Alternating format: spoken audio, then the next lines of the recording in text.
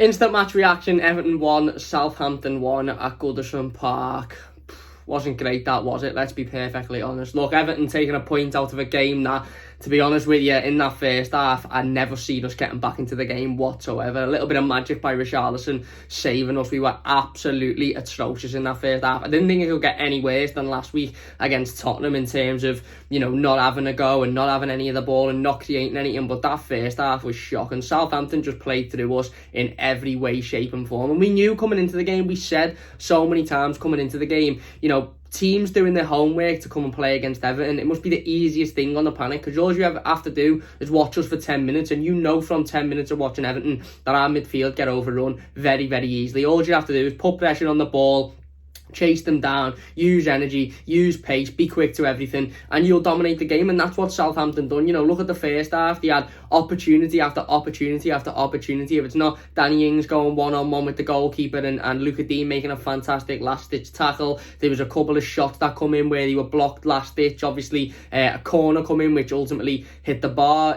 coming off Jordan Pickford and then hitting the bar and then back off Jordan Pickford. They had a penalty which they missed, which I really don't think was a penalty. I thought Lee Mason had a dreadful game. We'll talk about him more in a second. I don't think it was a penalty. I think the player's leaning in to Andre Gomez before Gomez puts his foot out, but he shouldn't have put his foot out anyway. And then, they scored, and again, it's a sloppy goal to concede. It's a ball through. You're allowing one of the most informed strikers in the league this season to have so much time on the ball. He slips it through, he scores, and like I said, it was probably the worst half of football I've seen Everton play this season. In fact, it was definitely the worst half of football I've seen Everton play. We made Southampton look like champions, and they were good today, Southampton. They were very, very quick. The passing was good. You can see how improved they are from earlier on in the season, but we still made it far too easy for them. And like I said, we scored a goal out of nothing towards the back end of the second half. Luca Dean completely bypassing the midfield, which was a massive issue again. Long ball across, Richarlison with a fantastic finish. And it's that bit of magic that you need sometimes in games, but it's that bit of magic that we don't see often enough, and we don't see it often enough because there's no service.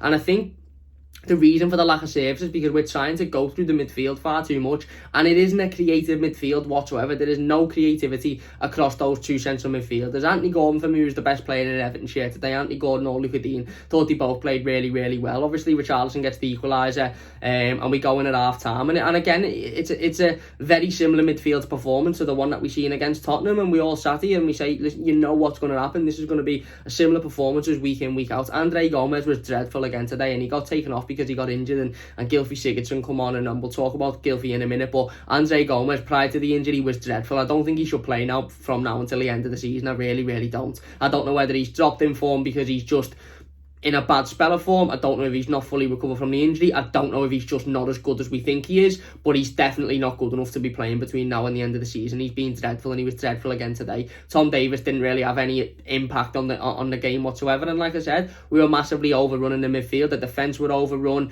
You could tell that, Yerry Mina hadn't played the full 90 minutes because he started to struggle as well in the game, and Southampton were just all over us. And like I said, we're very, very lucky to go in at the break 1-1. Very, very lucky, because we got absolutely embarrassed in that first half. It was dreadful. Come out for the second half, we do better. I don't know whether we do better because Southampton started tired a little bit because of how much work they put in the first half, and in doing that, their sort of energy levels dropped to our energy levels, and we were able to put our foot on the ball a little bit. There was a less pressure on the ball in the second half. Gylfi Sigurdsson come on, and like I said, he done okay, to be fair. I'm not going to sit here and slate him because I thought on the ball, off the ball, listen, you're not going to get anything. You're not going to get anything from Gomez, Sigurdsson, Davis, Iwobi. You're not going to get anything off the ball from them. They don't chase down. They don't want tackles. They don't want any of it.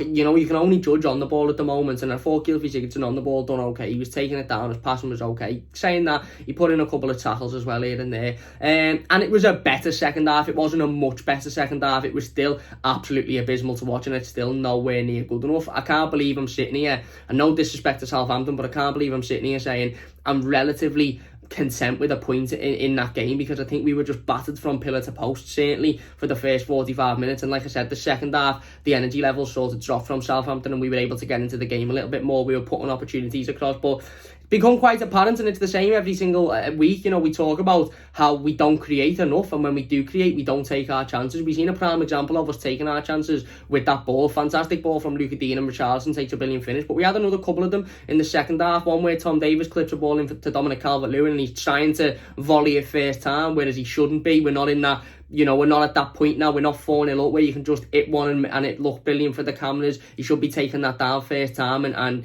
hitting it hard and low and doing, the best, giving himself the best opportunity to score, trying to hit it on the volley and look all brilliant. Just wasn't the right decision there. Anthony Gordon had one as well where he's on the edge of the box and he can either shoot or pass it to Luca Dean, and if the pass is a little bit more weighted, it goes to Luca Dean and we score, but it's not and the defender gets to it. And I'm not going to have too much of a go at Anthony Gordon because I thought he had a good game. I thought he was our most creative player by a country mile in that first half. He was the only player bringing us forward. He was the only player breaking forward. He was the only player that looked like he wanted to do anything. Him and Richarlison, again, Dom worked well, but there was no output from him, so it wasn't a good game from Dominic Calvert-Lewin. Iwobi, shocking again. Listen, for me, Iwobi, I just don't see where he fits in. I know, he might be a decent footballer and he mightn't be playing in his position, but if he's not playing in his position, if Carlo Ancelotti makes the decision at the end of the season that he is going to go with 4-4-2 in the summer, sell Alex Iwobi because he doesn't fit in this system, and ultimately it's a player on too much money a week who signed for loads of money, who doesn't fit in and doesn't play well when he plays in this system.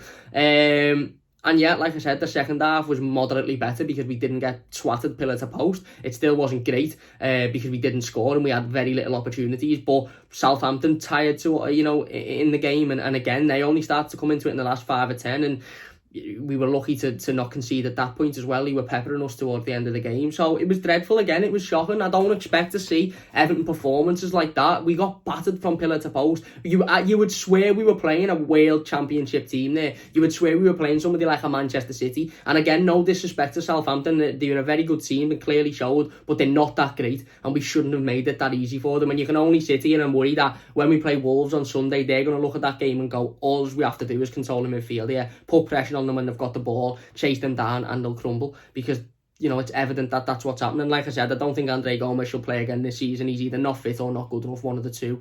Sigurdsson done okay when he come on. Lee Mason had an absolute shocker. I don't want to make it all about the referee because Everton were poor today, but Lee Mason had an absolute shocker today. A shocker. He is dreadful. That man shouldn't be anywhere near a top-level Premier League game ever again. The fella is clueless. He does not have a clue how to referee football matches. How James Ward-Prowse didn't get sent off, never mind didn't get a yellow card in that game, is beyond me. We should have had a penalty for the challenge on Anthony Gordon where he gets nowhere near the ball. You can have all of this.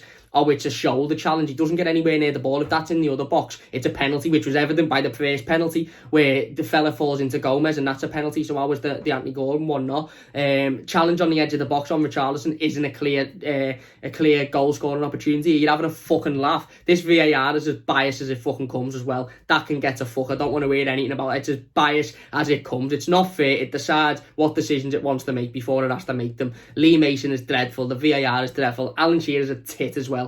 Why they've got a man who hates Everton so furiously commentating on Everton is beyond me. I thought Amazon Prime done okay today with Roberto Martinez and Kevin Campbell there, but don't have Alan Shearer commentating on Everton again. He's an absolute tit and he doesn't know a thing about football either. Just because he scored a load of goals doesn't mean he's qualified to talk about defensive play or midfield play. But anyway, other than that, I don't really know what else to say. It was poor by Everton. It really was poor. It was dreadful in the first half and it was poor in the second half. We didn't have anything. We just they just dropped their energy to our level and we could control the game a little bit more. Moise Keane come on, had a little bit of time, didn't do enough. Bernard again, not doing enough. And yeah, we take a point away from it, which like I said, I can't quite believe I'm sitting here saying a point is a good result considering that first half in a game. Again, no disrespect to Southampton, but we should be looking to go out there and beat them and get all 3 points, and we didn't. And I'm not looking forward to between now and the end of the season. I spoke so heavily about it after the Tottenham game. We need a brand spanking new midfield. For me, Anthony Gordon looks like the only player out of that midfield that should be consistently within this team week in, week out. The rest of them, too hot and cold, not good enough. Iwobi, not good enough. Gomez, not good enough. Davis, not effective enough. Didn't have an awful game, but not effective enough. And Sigurdsson, like I said, done okay when he come on, but still not effective enough, not creative enough. And yeah, that's it basically. That's it. Saved by a piece of magic from Richarlison in an otherwise dreadful game. Let me know your thoughts in the comment section down below. I'm not looking forward to the Wolves game. I'm really not, because I think Wolves have got better players than Southampton, and I think Wolves are in a better position than Southampton, so I'm really not looking forward to it. But there you go. Let me know your thoughts in the comment section down below. Leave a like if you've enjoyed, subscribe if you're new, and we'll see you later.